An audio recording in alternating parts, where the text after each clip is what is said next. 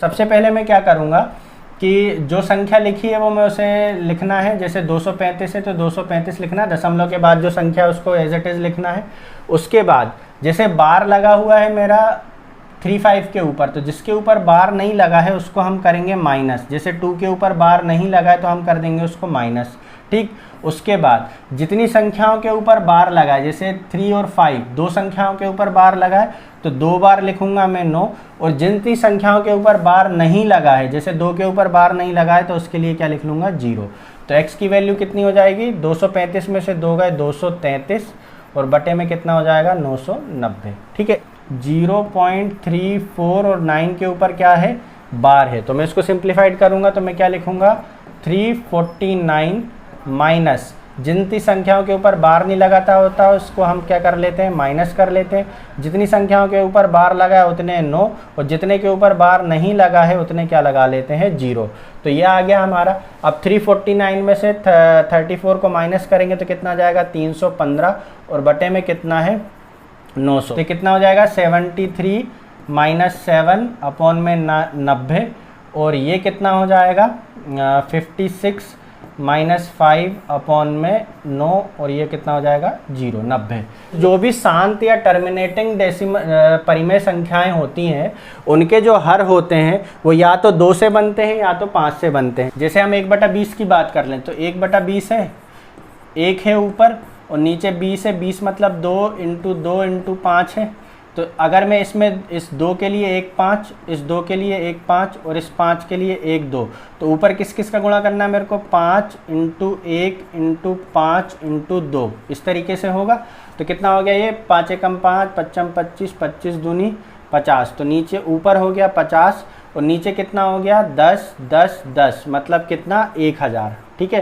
तो 1000 मतलब 3 अंक के बाद क्या लगाना पड़ेगा हमको दशमलव, तो 1 2 और 1 अंक और क्या लगाना पड़ेगा दशमलव, तो क्या बन जाएगा 0.05, आगे कितने भी 0, तो मैं इसको कितना लिख सकता हूँ 0.05। इस तरीके से हम क्या करते हैं कि शांत डेसिमल के लिए या शांत परिमेय संख्याओं के लिए हर में 2 और 5 का होना जरूरी है, और जितने 2 हैं उतने 5 का गुणा, जितने 5 हैं उनका 2 का गुणा करके हम उनको शांत बना सकते हैं। हेलो फ्रेंड्स, हमने मैथ्स की जो अपनी सीरीज़ शुरू की है उसमें हमने नंबर सिस्टम को पढ़ना शुरू किया था, और उस नंबर सिस्टम के तहत हमने क्लासिफिकेशन ऑफ नंबर्स को पढ़ रहे थे।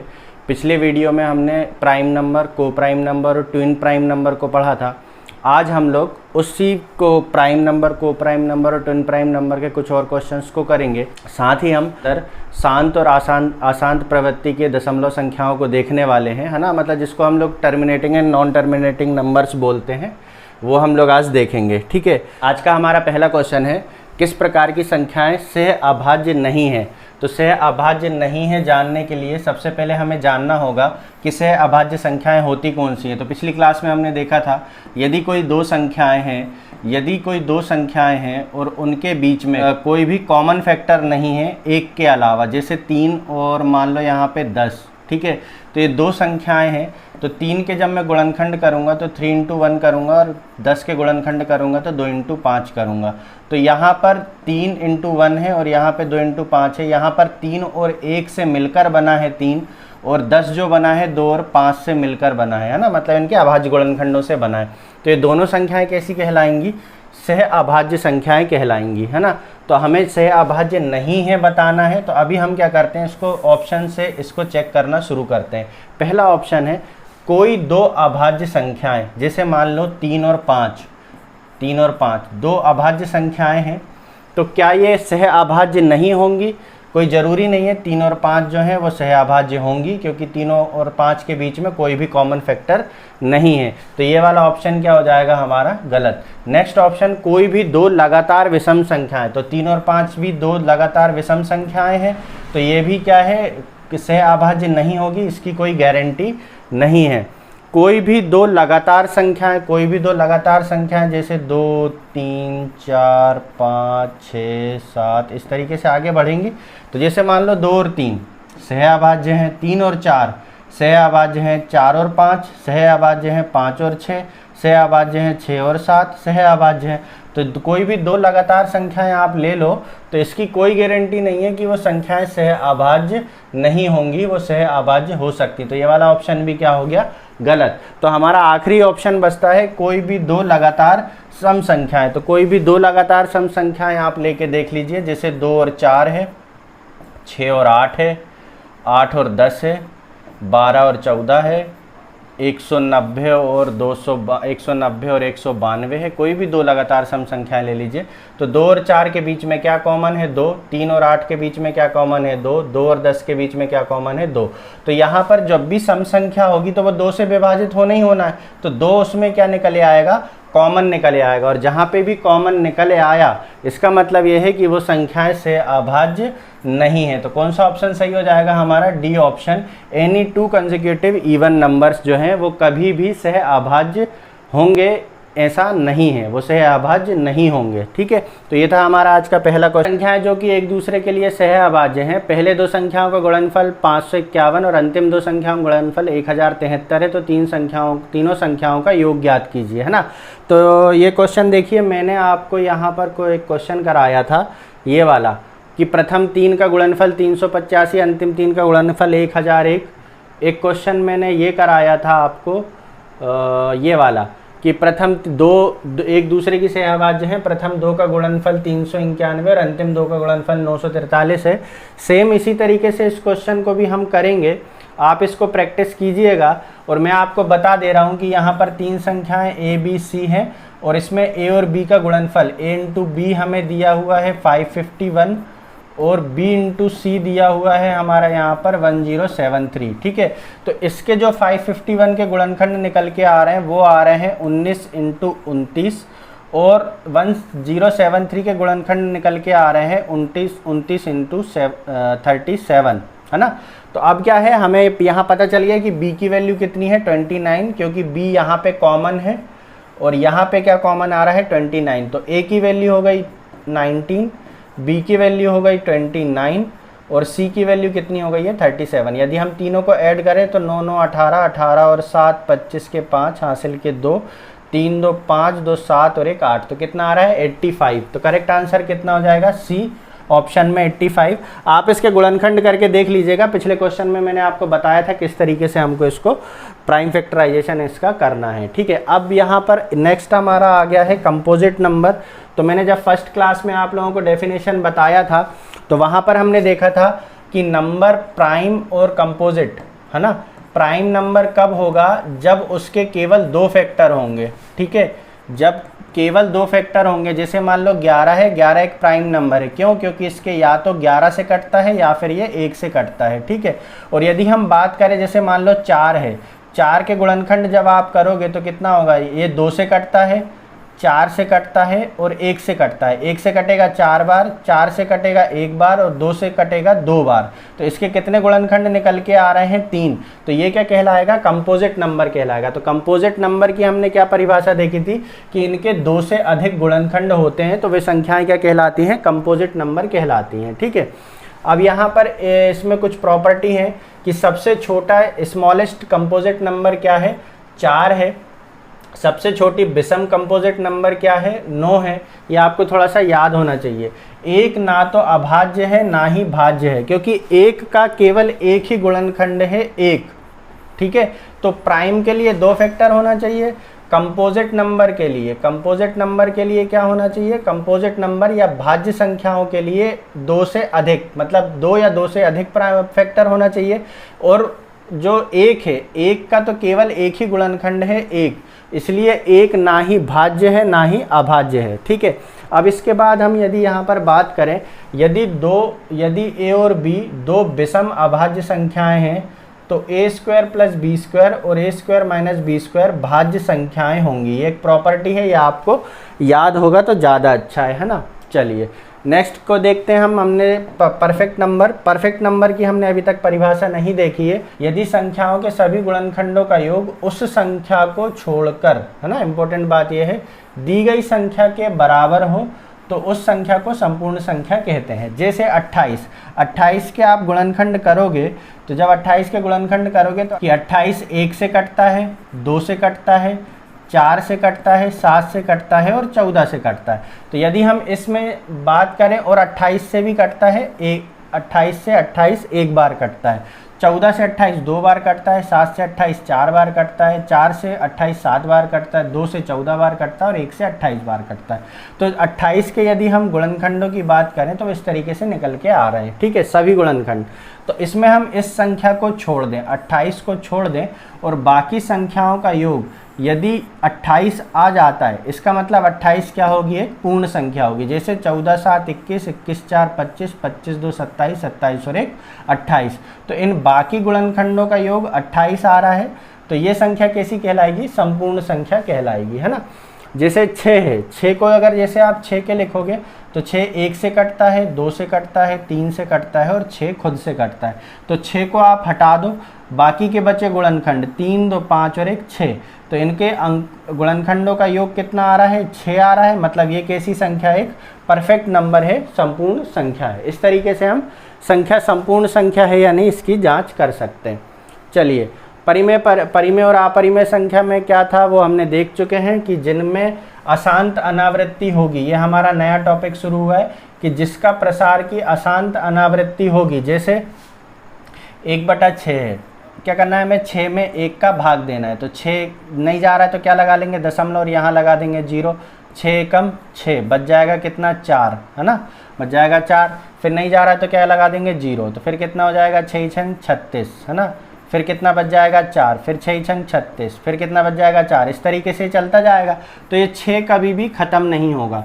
तो ये जो 6 है ये इसकी क्या है, ये अशांत अनावृत्ति है। मतलब इसकी जो संख्याएं हैं नॉन टर्मिनेटिंग है, कभी भी ख़त्म नहीं होगी, 6 6 6 6 6 6 चलता रहेगा। तो परिमेय संख्याएं भी दो प्रकार, परिमेय संख्याओं का दशमलव प्रसार या तो शांत आवृत्ति का होता है और वहीं अपरिमेय संख्याओं का दशमलव प्रसार कैसा होता है, अशांत अनावृत्ति का होता है, ठीक है। तो जो भी इनमें सबसे मेन डिफरेंस यही है कि रेशनल नंबर जो होंगे वो टर्मिनेटिंग होते हैं और जो नॉन रेशनल नंबर होते हैं वो नॉन टर्मिनेटिंग होते हैं। नॉन टर्मिनेटिंग या नॉन रिपीटिंग हम उनको बोलते हैं। चलिए देखिए, यहाँ से समझते हैं हम कि जैसे मान लो 1/2 है ना, 1/2 यदि मैं करूँ तो 1 में 2 में 1 का भाग दूं तो कितनी बार जाएगा, नहीं जा रहा है तो दशमलव लगा के 0 लगा लेंगे, यहाँ 0 लगा लेंगे, 2 पंजे 10, तो 10 से 10 कट गया। तो ये संख्या क्या हो गई, अब खत्म हो गई, ये हो गई है टर्मिनेटिंग, ठीक है। जैसे यदि मैं 1/4 की बात करूँ, है ना, या हम यहाँ पर 1/20 ले लेते हैं, हमें 20 से भाग देना है 1 में, नहीं जा रहा तो 0 लगा के दशमलव लगा लेंगे, फिर 0, नहीं जा रहा है तो 1 0 और फिर 1 0 और, तो 20 पंजे 100, तो क्या हो गया 0.05। उसके बाद ये 20 पंजे 100, तो ये 100 से 100 क्या होगा, कट जाएगा। तो मतलब यहाँ पर क्या हो गई, कहानी खत्म हो गई। अब आगे कोई डिवीज़न हमें नहीं करना है। इसका मतलब ये क्या है, शांत प्रवृत्ति का है, शांत आवृत्ति का है, तो इसलिए ये क्या है, टर्मिनेटिंग है ना। यदि हम 1/3 की बात करें तो 3 से 1 में भाग देना है, तो हम क्या लगाएंगे, नहीं जा रहा भाग तो क्या लगा देंगे, दशमलव, और दशमलव लगा के क्या लगा लेंगे, 0।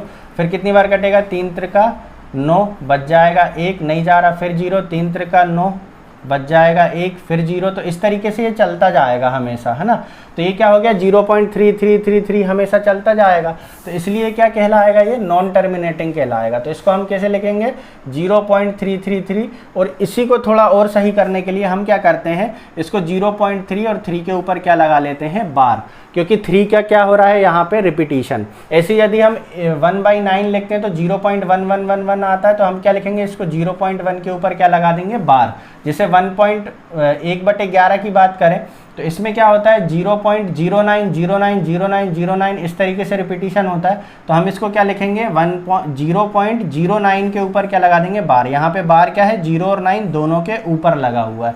यदि हम बात करें 1.7 की तो यहाँ पे 0.142857 142,857 इस तरीके से बार बार 142,857 का रिपीटिशन हो रहा है। तो हम क्या करेंगे, ये 142,857 इस पूरे के ऊपर क्या लगा देंगे, बार। तो ये इससे पता चल जाएगा हमें कि 142,857 का क्या हो रहा है, रिपीटिशन हो रहा है, ठीक है। यहाँ पर हम थोड़ा सा एक एग्जाम्पल के तौर पे देख लेते हैं कि जैसे मान लो कोई संख्या है, संख्या का मान है दिया है हमें 0.235335 इस तरीके से हमारी संख्या चल रही है, ठीक है। अब यदि मेरे को इसको सिंप्लीफाइड फॉर्म में लिखना है तो सिंप्लीफाइड फॉर्म में मैं इसको कैसे लिखूंगा? सबसे पहले तो मैं अगर मैं इसमें 10 का गुणा कर लूँ और इसको 10x लिखूँ तो क्या होगा? ये दशमलव उठ के यहाँ आ जाएगा। जब हम 10 का गुणा करते हैं तो कितना हो जाएगा? ये हो जाएगा 2.353535 इस तरीके से चलता जाएगा। और यदि मैं एक बार और 10 का गुणा कर लूँ या 100 का गुणा कर लूँ तो एक दशमलव और इधर आ जाएगा तो कितना हो जाएगा? 23.5353 इस तरीके से ये आगे बढ़ता जाएगा। अब यदि हम क्या करें, इसमें 1000 का गुणा कर लें तो ये कितना हो जाएगा? 1000x और बराबर दशमलव कहाँ पहुँच जाएगा? एक अंक और इस तरफ आ जाएगा तो कितना हो जाएगा? ये 235.353535 इस तरीके से इसका क्या होगा? रिपीटिशन होता जाएगा। अब यदि हम इसमें से इसको माइनस कर दें, 1000x में से 10x वाली इक्वेशन को माइनस कर दें तो हमारे पास कितना बचेगा? 1000 में से 10 जाएगा तो कितना बचेगा? 990x बचेगा। और यहाँ पे देखिए 235.3535 में से 2.3535 यदि हम माइनस करेंगे तो देखिए 235 में से 2 जाएगा तो कितना बचेगा? 233। और यहाँ पे 3535 माइनस होके वो 000 होते जाएंगे तो 233.00 आएगा तो मैंने उसको 233 लिख लिया है। तो यहाँ पे x की वैल्यू कितनी हो जाएगी? 233/990। तो इस तरीके से हम यहाँ पर क्या था, ये 0.2353535 था। इसका मतलब यदि इसको मैं बार लगा दूं तो इसको मैं ऐसे लिख सकता था, क्या लिख सकता था? 0.235 और 35 के ऊपर बार, क्योंकि 35 का क्या था? रिपीटिशन था। देखिए अब हम इसको क्या करते हैं, शॉर्टकट में देख लेते हैं। यहाँ पर ये 235 के ऊपर यहाँ पे ये बार लगा हुआ है, ठीक है, 35 के ऊपर बार लगा। अब इसको मेरे को सिंप्लीफाइड फॉर्म में लिखना है तो सबसे पहले मैं क्या करूँगा कि जो संख्या लिखी है वो मैं उसे लिखना है। जैसे 235 है तो 235 लिखना है, दशमलव के बाद जो संख्या है उसको एज इट इज़ लिखना है। उसके बाद जैसे बार लगा हुआ है मेरा 35 के ऊपर, तो जिसके ऊपर बार नहीं लगा है उसको हम करेंगे माइनस। जैसे 2 के ऊपर बार नहीं लगा है तो हम कर देंगे उसको माइनस, ठीक। उसके बाद जितनी संख्याओं के ऊपर बार लगा है, जैसे 3 और 5 दो संख्याओं के ऊपर बार लगा है तो 2 बार लिखूंगा मैं 9। और जितनी संख्याओं के ऊपर बार नहीं लगा है, जैसे 2 के ऊपर बार नहीं लगा है तो उसके लिए क्या लिख लूँगा? 0। तो x की वैल्यू कितनी हो जाएगी? 235 में से 2 गए 233 और बटे में कितना हो जाएगा? 990, ठीक है। इस तरीके से हम इसको कर सकते हैं, ठीक है। कुछ और उदाहरण देख लेते हैं। जैसे 123 है, ठीक है, तो इसमें भी क्या है, जैसे मान लें यहाँ पे 2 के ऊपर बार लगा हुआ है, 2 3 के ऊपर बार लगा है, उसके बाद यहाँ पर 3 अकेले के ऊपर बार लगा है, यहाँ पर किसी भी संख्या के ऊपर, यहाँ पे तीनों के ऊपर बार लगा है, और यहाँ पर 2 3 के ऊपर बार लगा है, ठीक। ये संख्याएं चलिए अभी हमें ये संख्याएं दी हुई हैं, ठीक है। तो यहाँ पर देखिए 100, जैसे ए वाला है, इसमें क्या किया है? 0.123 और 23 के ऊपर क्या लगा हुआ है? बार लगा हुआ है। तो हम इसको कैसे करेंगे? हम लिखेंगे x बराबर 123, है ना, और माइनस में क्या क्या घटाना है हमें? जिसके ऊपर बार नहीं लगा है तो हम क्या घटाऊंगा? 1 घटाऊंगा।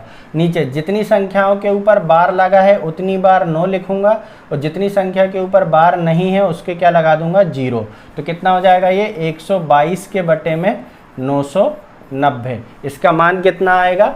0.123 और 23 के ऊपर बार की वैल्यू कितनी आएगी? 122 के बटे में 990। अगर यही बार अभी उठा के हम बी में देखें तो यही बार उसने केवल लगाया है 3 के ऊपर। तो इसको कैसे करेंगे हम? 123 तो मुझे लिखना ही लिखना है, 3 के ऊपर बार लगा है तो बार किसके ऊपर नहीं लगा है? 12 के ऊपर बार नहीं लगा, तो मैं क्या करूँगा? 12 को घटा लूँगा। उसके बाद देखूंगा कितनी संख्याओं के ऊपर बार लगा है, तो कितनी संख्याओं के ऊपर बार लगा है? एक ही संख्या के ऊपर बार लगा है, 3 के ऊपर, तो उसके लिए मैंने कितना लिख लिया? 9। और जितनी संख्याओं के ऊपर बार नहीं लगा है उतने क्या लगाना है मेरे को? 0। तो 1 और 2 के ऊपर बार नहीं लगा, मतलब 2 संख्याओं के ऊपर बार नहीं लगा, तो मैं क्या लिख लूँगा? उसके 0। तो 123 में से 12 गए तो कितना बच जाएगा? 111 के बटे में 900। तो इसका सरलीकरण मान ये हो जाएगा, ठीक। अब यदि मान लो दशमलव के ऊपर कोई संख्या लिखी है, 1 2 3 के ऊपर बार लगा है, ठीक है, तो हम क्या करते हैं कि यहाँ पर देखिए, अगर इसको आप ऐसे समझें कि मैं क्या करता था कि मैं 123 लिखता था, उसमें से उन संख्या को घटाता था जिसके ऊपर बार नहीं लगा, तो यहाँ बार ऐसी कोई भी संख्या नहीं है जिसके ऊपर बार ना लगा हो, तो मैं क्या कर लूँगा यहाँ पे 0। उसके बाद कितने 9 लिखता था मैं, जितनी संख्याओं के ऊपर बार लगा, तो 1 2 3 3 संख्याओं के ऊपर बार लगा है तो मैंने लिख लिया 9। और 0 कितने लगाना है, जिनके ऊपर बार नहीं लगा है, तो बार किसी भी संख्या के ऊपर, ऐसी कोई संख्या छूटी नहीं जिसके ऊपर बार ना लगा हो, तो यहाँ पे भी क्या हो जाएगा, उस 0 लगाने की ज़रूरत नहीं है। तो यहाँ पर कितना हो जाएगा 123 के बटे में 999। इस तरीके से हम इसको सिंप्लीफाइड करेंगे। अब यदि मैं बात करूँ डी वाले की, तो 0.47123 और 23 के ऊपर क्या लगा है, बार। तो हम क्या करेंगे, पूरा लिखेंगे, 47123 पूरा लिखेंगे। उसमें से जिनके ऊपर बार नहीं लगा है 471, इसको क्या करेंगे हम माइनस कर लेंगे। उसके बाद जितने बार लगे हैं उतने लिखेंगे 9, और जितनों के ऊपर बार नहीं लगा है 3 संख्या के ऊपर, तो 3 के लगा क्या लगा लेंगे 0। तो जब 47123 से 471 को माइनस करेंगे तो 46652 आएगा, और नीचे हमारा 9900 बना रहेगा। तो इस तरीके से हम इसको क्या करते हैं, सिंप्लीफाइड करके लिख सकते हैं। ठीक है, तो ये हो गया हमारा शांत और अशांत प्रवृत्ति का डेसिमल का सेट करने का। चलिए अब हमारा आता है क्वेश्चन कि वे सबसे छोटी प्राकृतिक संख्या जिससे x बराबर 0.3499999 इसी तरह आगे बढ़ा हुआ है को गुणा करने पर एक पूर्ण संख्या प्राप्त होगी। तो इसको सबसे पहले तो मुझे सिंप्लीफाइड करना होगा कि पूर्ण संख्या प्राप्त करना है। तो पहले तो मैं x बराबर लिखूंगा 0.34 और 9 के ऊपर क्या है, बार है। तो मैं इसको सिंप्लीफाइड करूंगा तो मैं क्या लिखूंगा 349 माइनस जितनी संख्याओं के ऊपर बार नहीं लगाता होता उसको हम क्या कर लेते हैं, माइनस कर लेते हैं। जितनी संख्याओं के ऊपर बार लगा है उतने 9, और जितने के ऊपर बार नहीं लगा है उतने क्या लगा लेते हैं 0। तो ये आ गया हमारा। अब 349 में से 34 को माइनस करेंगे तो कितना जाएगा 315, और बटे में कितना है 900। अब इसको मैं और सिंप्लीफाइड कर लेता हूँ, 5 से काटते 5 6 30, बच जाएगा 1, बच जाएगा 1, 5 तिया 15, और यहाँ 5 से काटोगे तो 18 पंजे 90। फिर 9 से काट देंगे 9 7 63, और 9 से काट देंगे इसको 20। तो संख्या क्या आ रही है मेरी 7 के बटे में 20। अब ये बोल रहा है कि गुणा करने पर एक पूर्ण अंक प्राप्त होगा। तो इस देखिए 7 बटे 20 में यदि मैं 20 का गुणा करूंगा तब ये 20 से 20 कट जाएगा और मेरे को पूर्ण अंक 7 प्राप्त हो जाएगा। तो कौन सी संख्या का गुणा करना पड़ेगा, मेरे को 20 का गुणा करना पड़ेगा। तो करेक्ट आंसर मेरा क्या हो जाएगा, ए पे 20, है ना। तो यहाँ पर इसको समझना इसलिए ज़रूरी था क्योंकि ये जो संख्या है उसके उस तरीके से अगर कोई संख्या आ जाती तो हमें कैसे डील करना है और उसको सिंप्लीफाइड करना। तो इस क्वेश्चन का केवल उतना इस्तेमाल था। अगला क्वेश्चन है हमारा, यदि बिंदु P और Q संख्या रेखा पर वास्तविक संख्या 0.73 बार और 0.56 बार को निरूपित करते हैं तो P और Q के बीच की दूरी क्या है। तो सबसे पहले हमें क्या करना पड़ेगा, किसी भी संख्या के बीच की दूरी ज्ञात करने के लिए हमें संख्याओं को आपस में घटाना पड़ता है। जैसे 5 और 2 के बीच में है ना, ये बार मेरे खिसक गए यहाँ पर, बार बार बार, यहाँ जाएगा 3 के ऊपर, यहाँ जाएगा 6 के ऊपर। ठीक है, तो हम क्या करते हैं, जैसे मान लो 5 और 3 के बीच में दूरी बताना, तो हम क्या करेंगे 5 में से 3 को घटाएंगे तो कितने की दूरी आ जाएगी, 2 की। ठीक है, संख्या रेखा में। अब हमें ये बोला है संख्याएं दी हुई है हमें 0.73 के ऊपर बार और 0.56 के ऊपर बार। तो सबसे पहले हमें इन संख्या को सिंप्लीफाइड करना पड़ेगा। तो ये कितना हो जाएगा 73 माइनस 7 अपॉन में 90, और ये कितना हो जाएगा 56 माइनस 5 अपॉन में 9, और ये कितना हो जाएगा 0, 90। तो कितना बन जाएगा ये 73 में से 7 जाएंगे तो 3 और 4 66 अपॉन में 90, और ये कितना हो जाएगा 5 जाएंगे तो 51 अपॉन में 90। यदि हम इसकी बात करें तो इनके बीच में कितने का अंतर है, 66 अपॉन में 90 में से दूरी ज्ञात करने के लिए क्या करना पड़ता है, घटाना पड़ता है। तो 51 अपॉन में 90, तो 66 में से 51 घटाएंगे तो कितना जाएगा 15, और ये कितना हो जाएगा 90। तो 15 कम 15, 15 छिक्का 90। तो कितनी दूरी आ रही है 1/6। तो करेक्ट ऑप्शन क्या हो जाएगा मेरा, ए ऑप्शन में 1/6। तो इस तरीके से हम ये CDS 2020 में आया हुआ क्वेश्चन है। नेक्स्ट है, इनमें से कौन सी शांत दशमलव संख्या है।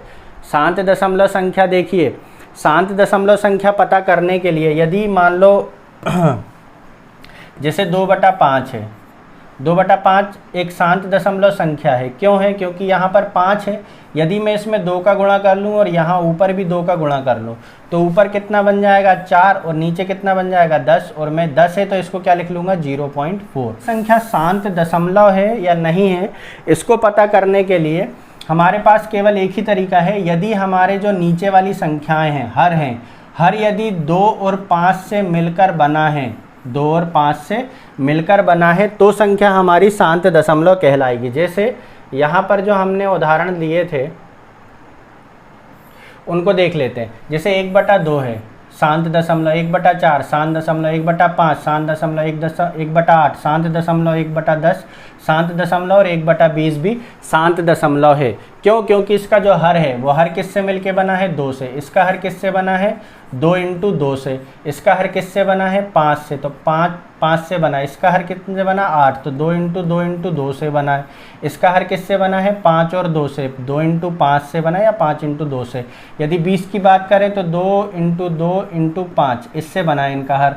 तो जो भी शांत या टर्मिनेटिंग परिमेय संख्याएं होती हैं उनके जो हर होते हैं वो या तो 2 से बनते हैं या तो 5 से बनते हैं। जैसे 1/2 की यदि मैं बात करूं तो यहाँ पे 1/2 है, 2 है नीचे, यदि मैं इधर 5 का गुणा कर लूँ और यहाँ भी 5 का गुणा कर लूँ तो ऊपर कितना बन जाएगा 5, नीचे कितना बन जाएगा 10। अब 10 है, 10 को दशमलव ऊपर ले जाने के लिए, 10 को 0 हटाने के लिए क्या करेंगे हम, ऊपर दशमलव लगा लेंगे, तो कितना बन जाएगा 0.5। कितना आ गया ये 0.5। ऐसे ही यदि मैं 1/20 की बात करूं, यदि 1/20 की आप बात करें तो 1/20, 20 किससे बना है 2 × 2 × 5 से बना है, तो इस 2 के लिए 1 5 का गुणा, इस 2 के लिए 1 5 का गुणा, इस 5 के लिए 2 का गुणा, तो ऊपर किस किस का गुणा करना है मेरे को 5 × 5 × 2 मतलब 55 25, 25 दूनी 50, तो ऊपर कितने का गुणा करना पड़ेगा 50, एक था, एक में 50 का गुणा करना पड़ेगा, तो ऊपर क्या बन गया 50 और नीचे कितना हो गया देखिए 1 1 और 1, तो मतलब कितने, 1 के बाद 3 0,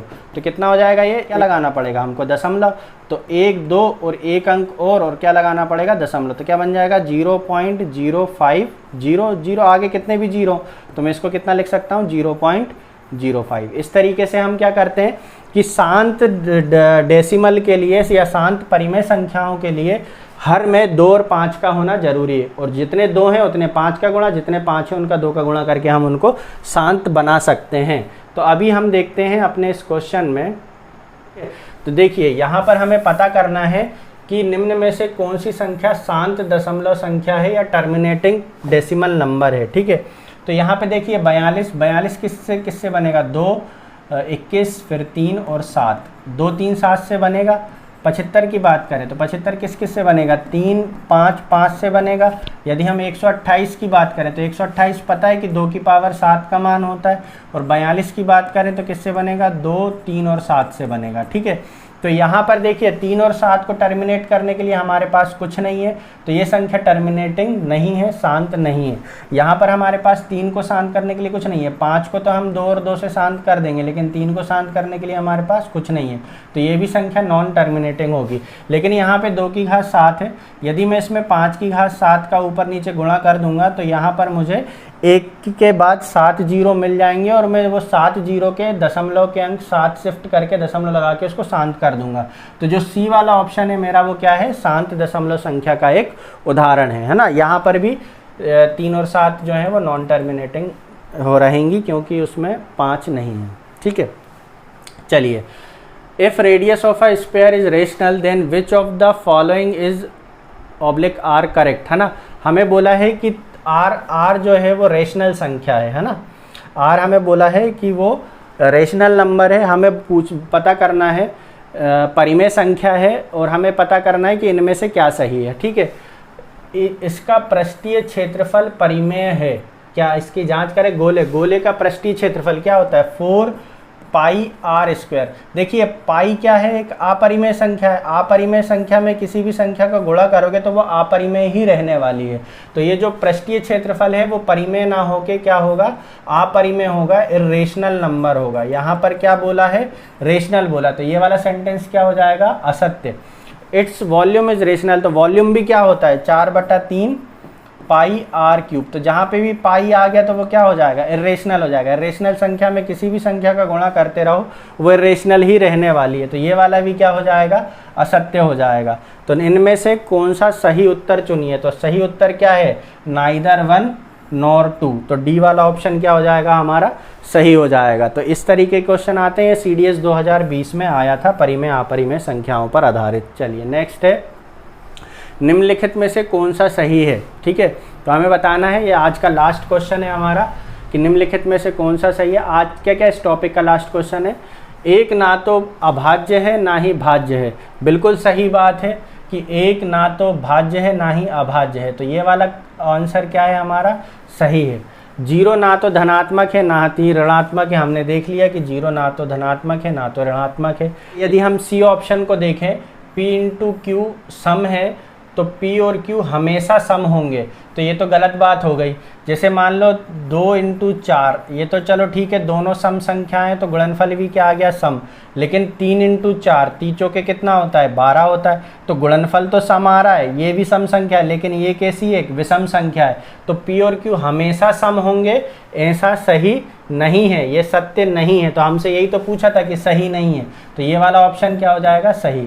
यहाँ पर ये √2 लिखा हुआ है, ये है ना, वो टाइप करने में नहीं आ पाया होगा। √2 एक अपरिमेय संख्या है, तो सही बात है, √2 एक अपरिमेय संख्या है, तो ये वाला ऑप्शन भी हो जाएगा सही। केवल असत्य कौन सा आ रहा है, ये वाला, if P and Q is even then P and Q are always even. Always नहीं होंगे, हो सकते हैं लेकिन ऑलवेज नहीं होंगे, क्योंकि एक विषम संख्या में एक सम संख्या का गुणा करने पर भी एक सम संख्या प्राप्त होती है। तो ये था हमारा क्लासिफिकेशन ऑफ नंबर्स का लेक्चर। क्लासिफिकेशन ऑफ नंबर्स में हमने प्राइम नंबर देखा, को प्राइम नंबर देखा, ट्विन प्राइम नंबर देखा, सारे नंबर्स को हमने क्लासीफाई किया। उसके बेस्ड हमने यहाँ पर Delhi police constable, SSC GD, CDS, SSC CGL mains वगैरह में जो क्वेश्चन आए हुए थे क्लासिफिकेशन ऑफ नंबर्स के, हमने उनको किया और काफ़ी अच्छा मतलब एक प्रैक्टिस और एक बेस बन गया है। अब आप चाहो तो इसको बुक से अपना प्रैक्टिस कर सकते हो, मॉक टेस्ट वगैरह में इसके क्वेश्चंस को लगा के आप अपनी प्रैक्टिस कर सकते हो। चलिए अगले वीडियो में हम नंबर सिस्टम का नेक्स्ट टॉपिक लेकर आएंगे। आज के लिए इतना ही। जय हिंद, जय भारत।